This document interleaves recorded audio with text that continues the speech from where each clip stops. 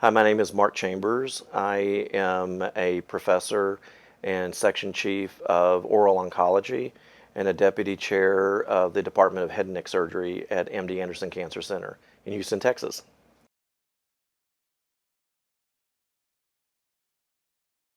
We believe so strongly that when an individual is diagnosed with thyroid cancer, and whether it is that they would have treatment by way of radioactive iodine and or a thyroidectomy or external beam radiation treatment, that the mouth needs to also be part of the assessment at the baseline and customize then based on the needs of that patient what we can do to enhance their oral health.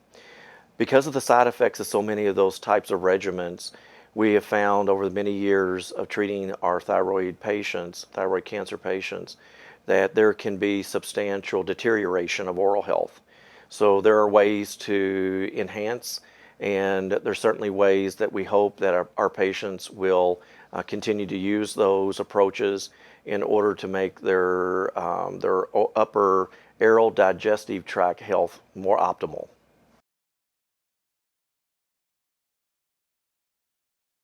Many of the treatments that we use today for thyroid cancer can have an impact on the oral moisture. And many of our patients will experience changes in saliva, in discomfort of their teeth, particularly with hot and cold food items or beverages. We also see deterioration of gum health and taste issues, so there can be taste disturbances. And a substantial amount of those problems develop when salivary function gets disabled or gets reduced. And again, we want to enhance the oral health by enhancing salivary output. And many times that can also be of great benefit to our patients for many of those things I just stated. We see that by increasing saliva for those that get a deterioration after treatment can have better taste.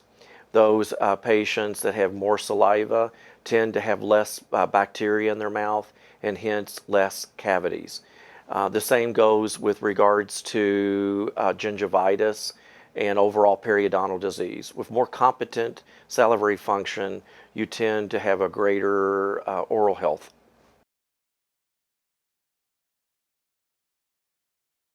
With RAI, there is uptake. Obviously, our target is uptake into that thyroid bed and for eliminating thyroid disease.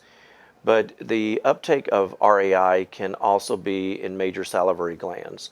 So about 20% of patients after having had RAI up to even 2 to 3, 4 years after treatment can see a deterioration of salivary output. And when you have a diminishing impact of salivary output, you end up getting more caries forming organisms that can deteriorate tooth health. It can also compromise periodontal health. It can once again affect what we call taste acuity. So those wonderful products or food items or beverages that you so greatly enjoyed prior to treatment may not be how you will enjoy it thereafter because of alteration in saliva. So we see the same thing with even greater deterioration of external beam radiation treatment is impacting those major salivary glands. And a patient can have consequences of not only deterioration of the periodontal health, but also it could impact bone health. Some of those patients could also encounter, with all of these deteriorations, a challenge with osteonecrosis, which is a bone problem that is where you get exposure of bone and there's deterioration and discomfort and infections that can occur thereafter. So obviously we want to see a substantial reduction, if not elimination, by enhancing the not only oral health and oral care, but also salivary output.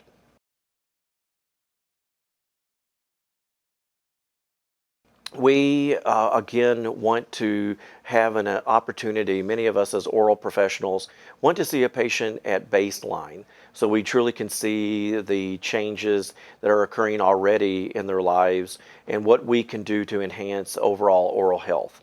So one of the things that we want to do is to first get a patient on a regimen that can decrease bacteria that lead to breakdown of tooth, bone, gums.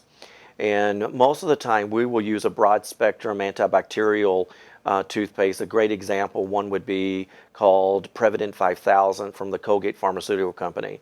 And if a patient is going to have more than 20% alteration in their salivary output from the type of treatment that we will give for the thyroid cancer treatment, we will find that those patients are going to be able to defend their mouths much more appropriately and optimally if we can get them to use an antibacterial product. We also strongly encourage the use of fluoride that can inhibit bacterial issues. It's not always the radiation treatment or the RAI in itself that causes the changes to tooth or teeth or bone or gum tissue. It is bacterial overload. And so what our goal setting is to reduce that load in general. So we want to do a baseline exam. We would like to see what is the competency of the saliva. There are ways to enhance salivary output by ways of using silagogues, which are artificial salivary substitutes. There's medicines also called cholinergic agonists that we can use to increase the overall salivary output. There are stimulators that we can use, mechanical stimulators that we can use as well to enhance major salivary gland output. Once we can enhance that aspect of the oral cavity, it will lead to a much more optimal way to keep the mouth in a better health.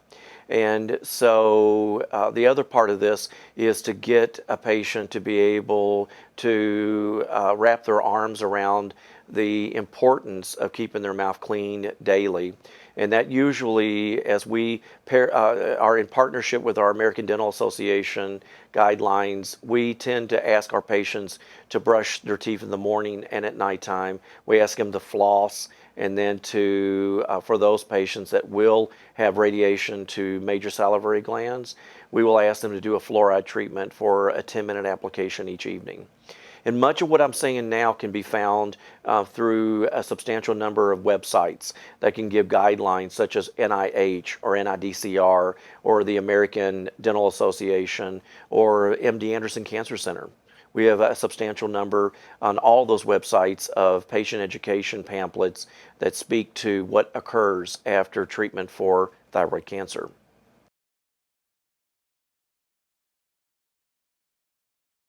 We would like to have an understanding, particularly on that first setting, that first meeting with us, if it's at baseline before treatment.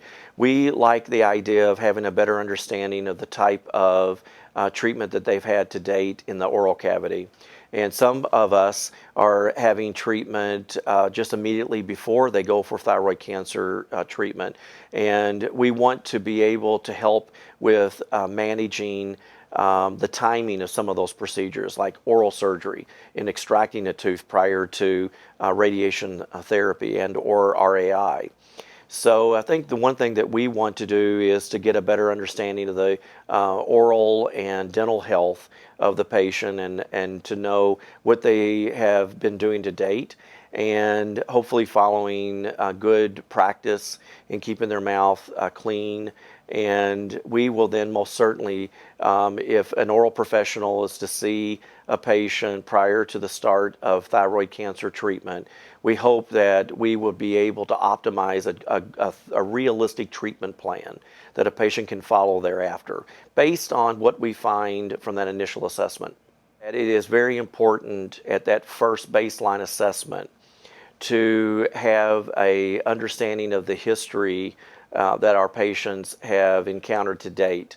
And then based on our examination clinically, radiographically, we will then optimize, hopefully, a program that a patient can embrace and do on a daily basis. It's very important to have an oral examination by way of having the patient assessed prior to that thyroid cancer treatment.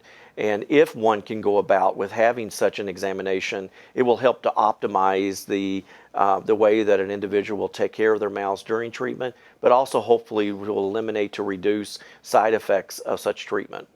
Well, for the oral physicians or the oral specialists, the dentists, it would be very important to hear such questions of what is going to happen to my mouth, just generally speaking. Am I going to have a drier mouth? Am I going to have different taste? Am I going to have dry mouth the rest of my life? What's the difference between having RAI and external beam radiation treatment with regards to ever more dry mouth? Is the blood flow to my jaws compromised with RAI? Do I have to worry about teeth falling out? Do I have to worry about teeth being extracted 2, 3, 4 years after RAI? These are very good questions to ask your dental specialist or your general dentist, and they should be customizing according to your oral state, and hopefully be able to customize also a oral care package that you would be able to follow and realistically follow.